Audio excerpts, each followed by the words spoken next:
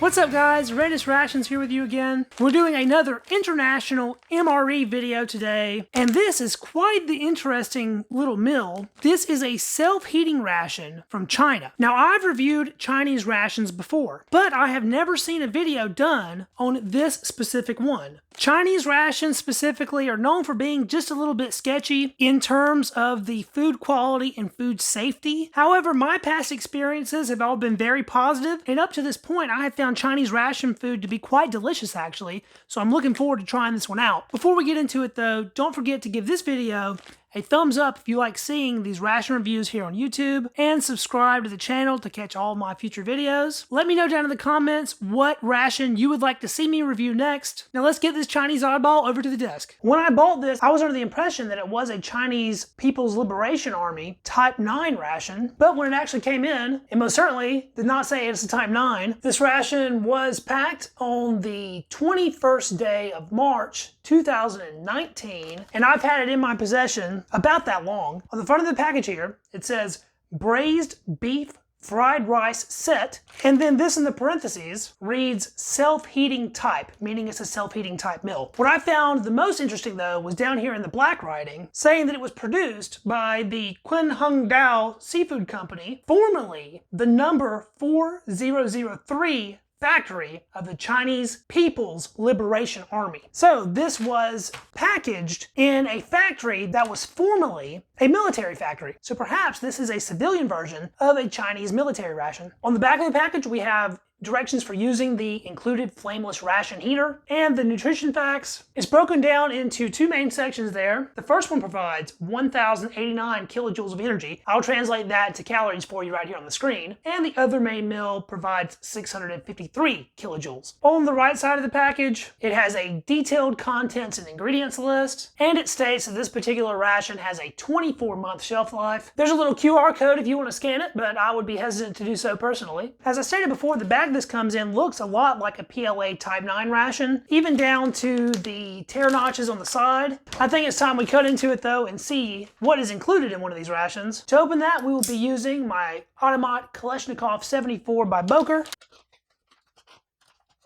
The packing material is very plasticky and quite a bit more thin than the bag of a US MRE. It seems to be virtually identical to previous Chinese rations that I have reviewed. Everything came out in one neat little stack. Looks like a small tray was provided. The accessory pack is just a napkin and spoon. This is a bag for measuring your water for the flameless ration heater. We have a 20-gram package of delicious canned mustard. I think that's mustard greens, but it's pretty cool that delicious is in the name. A 40-gram retort package of canned diced pork. And the main entree comes pre-packaged in the flameless ration heater with a protective insulating cover. That flameless ration heater does contain 2 heating pads, one for either side of the mill, and we have a large 300-gram retort for the main that is covered in all kinds of flameless ration heater dust. That retort is reading canned beef fried rice. The translator also said Taiwanese fried rice, which sounds a good deal better in my opinion. Being a rice mill, this retort is as hard as a rock.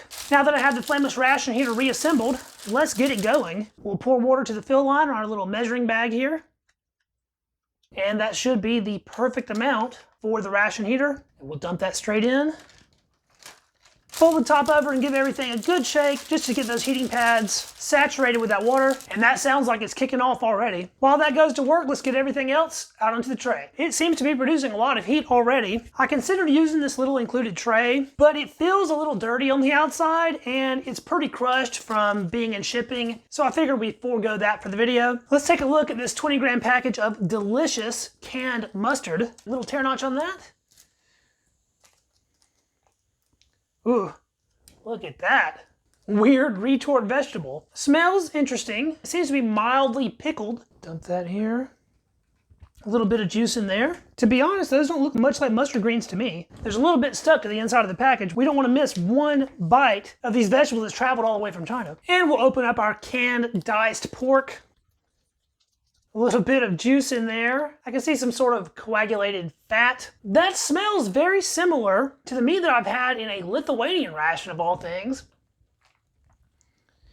It just came out in a big meaty puck. Again, this retort has a bit of stuck bits on the edges. Gonna give the main a flip over Make sure we keep those pads even. Check that out. We're up to 180 on the heating pad. That's about as hot as a flameless ration heater gets. I'm ready to get into this diced pork.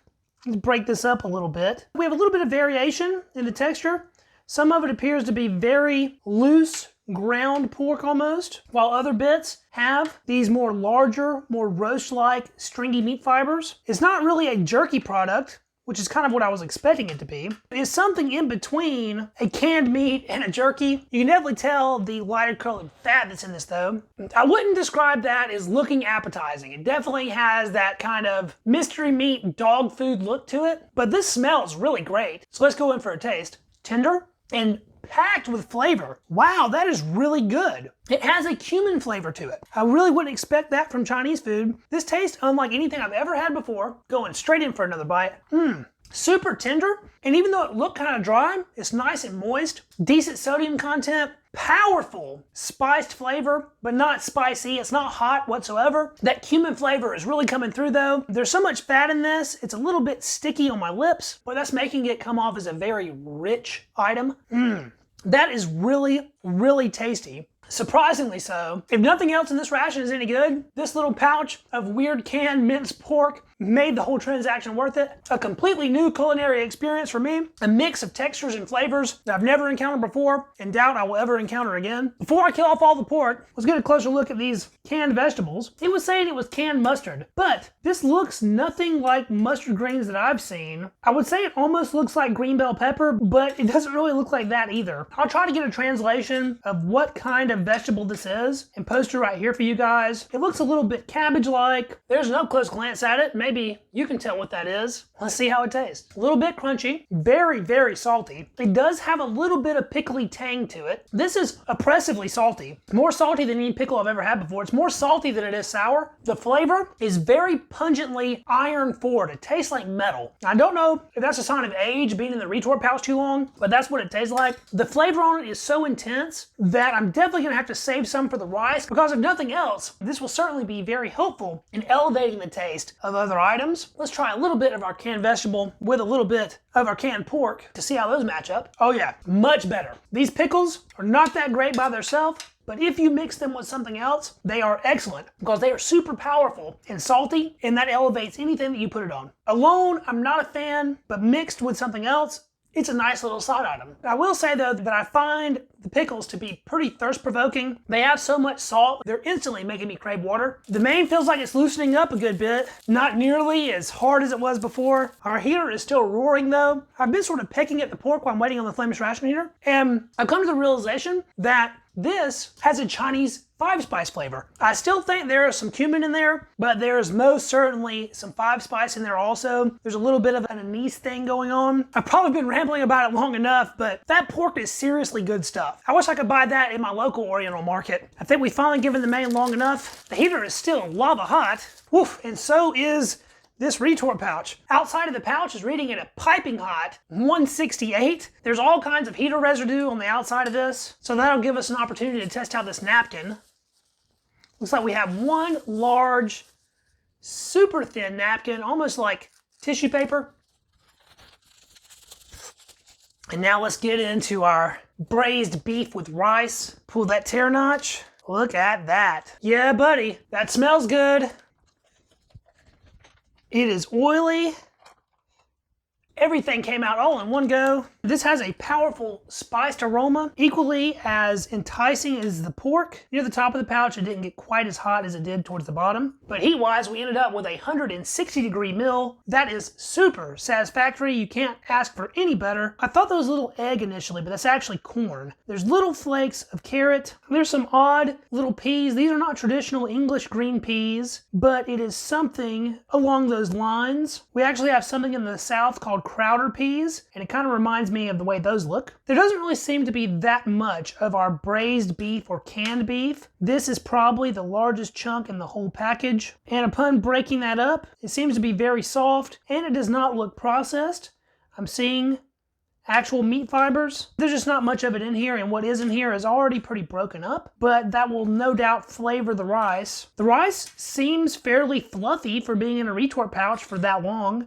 I would expect it to be a bit more gummy, but the texture is looking good at least. It smells like it's gonna beat any Chinese takeout. Get a little of our beef, one of these peas, some carrot, and a whole bunch of rice down the hatch. Oily and awesome. It is not the most powerful flavor. It smells stronger than it tastes. That is really good though. Both the corn and the carrot add a little bit of sweetness. The rice is sufficiently salty. Those peas have a distinct snap as you're breaking through the skin. They're also imparting just a little bit of sweetness themselves. The individual grains of rice kind of stand out on their own. It's not all clumped together. This doesn't seem like something that I pulled out of a pouch necessarily. To me, it's just coming off as fairly decent fried rice. I don't know that I could do any better myself. Let's get just a bite of meat alone to see what we think of that. The beef is very soft, although just a tad bit dry. By itself, it doesn't have that much flavor. It seems to have been seasoned with soy sauce more than anything. You really need the rice and the vegetables in the rice to bring this whole dish together. I dig the 300 gram serving size. Now overall, this is a very small meal, but I do believe that is what it was designed for. Just a small, on-the-go meal. Let's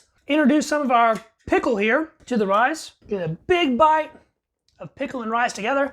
Oh yeah, that crunch with that added salt and vinegar definitely takes this to the next level. Even though I'm not a super big fan of this pickled vegetable by itself, I really like it on other stuff, and I kind of wish they would have included twice as much as they did. Since we have it, let's get a little of our pork, mix that around in our rice a little bit, and get a bite of pork and beef rice. Oh wow, now that was outstanding. That pork is so flavorful. You can taste it through everything else. Instead of putting that beef in this rice, they should have just put that pork in this rice, and it would have been outstanding. One last little combination here. We'll get a little bit of pickled vegetable and a little bit of our delicious pork, all on a luxurious bed of fried rice. And that is pretty mind-blowing. You would never think that food that tasty is coming out of a retort pouch. Even though this ration is from 2019, it is perfectly fresh, except for maybe the metal flavor from the pickle. But as long as you're consuming that pickled vegetable with something else, that metal flavor doesn't really stand out. Well, it might be sad to say, but this is the best tasting dinner I've had all week long, and it is Friday. I'm super impressed with this Chinese self-heating meal. Chinese rations have not let me down yet. I've had 3, and all 3 have been pretty dang excellent. I want to say a big thank you to you guys for checking the video out. If you enjoyed the video, don't forget to hit the thumbs up to help it out with the Google algorithm. And to catch all my future videos on rations from around the world, subscribe to the channel. Drop me a comment and let me know what you thought about this meal and the review. And I will catch you guys in the next video. See you then. Peace.